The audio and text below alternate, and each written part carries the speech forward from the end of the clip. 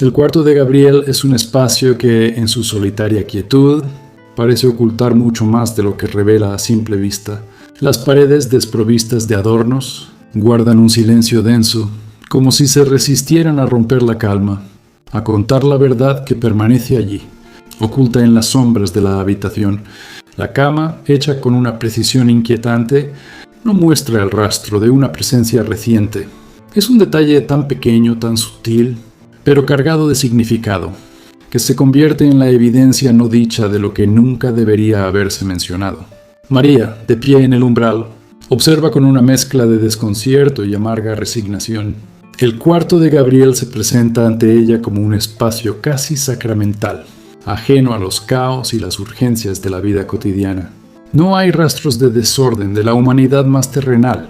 En su interior, el tiempo parece haberse detenido, congelado en una especie de serenidad fría, inquebrantable.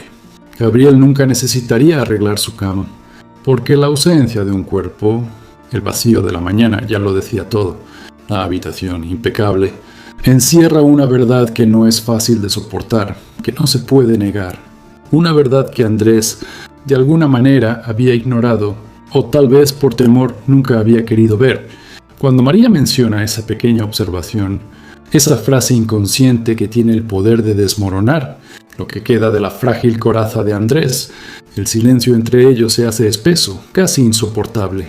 La revelación tan certera y devastadora se cierne sobre él como una sombra imparable.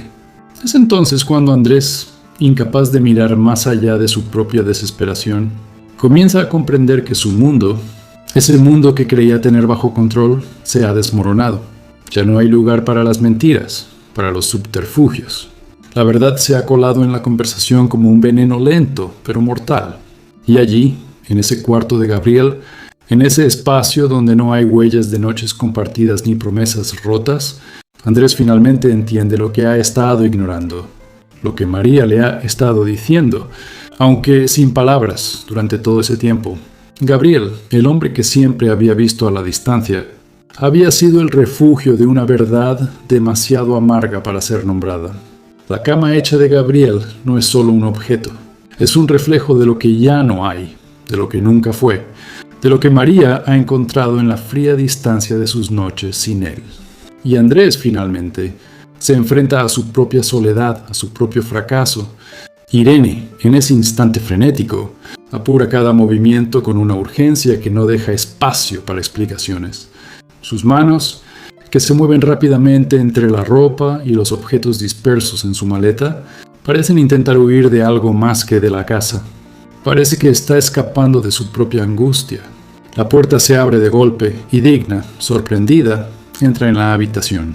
El silencio que reina entre ellas es denso, cargado de un pesar invisible.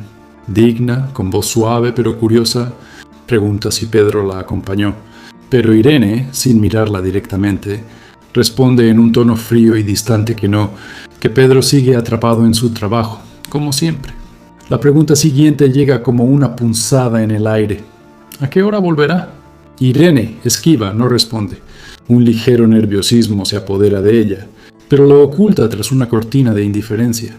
Digna, aún sin comprender, le pregunta qué está pasando, por qué esa prisa. Irene, sin más explicaciones, le dice que se marcha, que pasará la noche en un hotel.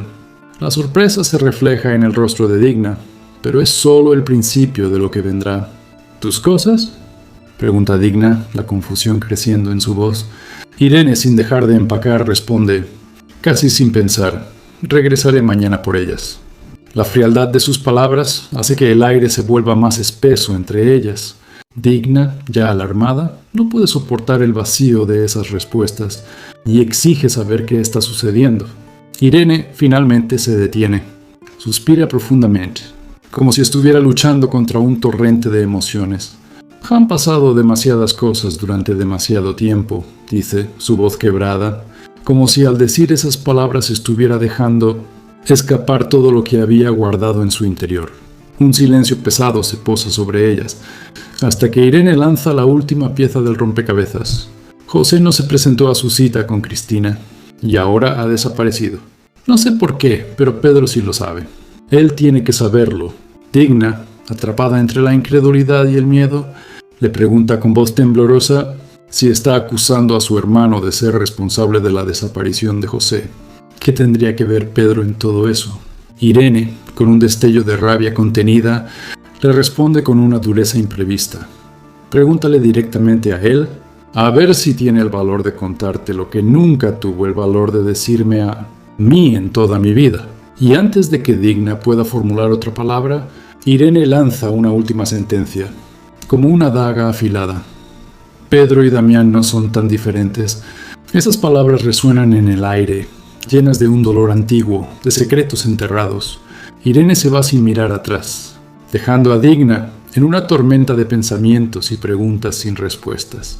La habitación queda vacía, como un eco lejano de lo que alguna vez fue, y Digna se encuentra sola, enfrentando por fin la posibilidad aterradora de que su marido, ese hombre en el que confiaba, esté involucrado en una traición de dimensiones insondables.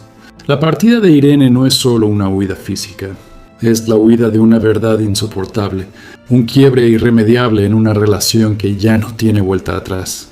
Cristina también está atravesando momentos difíciles. Tengo la impresión de que está buscando refugio en su trabajo en el laboratorio. Oh, pobrecita. Esta conversación es profunda y reveladora entre Luz y Luis. Empieza con Luis, compartiendo su frustración por haber fracasado en su intento de crear un nuevo perfume, y culmina con una dura revelación sobre la vida personal de Cristina. La charla comienza con Luis, visiblemente molesto, contándole a Luz que su idea para un perfume resultó ser un desastre. Le explica que una mezcla de dos ingredientes que nunca había probado antes reaccionó mal, y todo se desbordó. Afortunadamente, Cristina estaba allí y logró reaccionar a tiempo. Luis, con tono de admiración, le comenta a Luz que se siente muy a gusto trabajando con ella y que es una persona increíblemente talentosa. La conversación toma un giro más personal cuando Luz se disculpa por haber olvidado la reserva para la cena y por no haberlo acompañado al simposio. Le dice que lo siente mucho, pero Luis le asegura que eso no es lo que realmente le preocupa.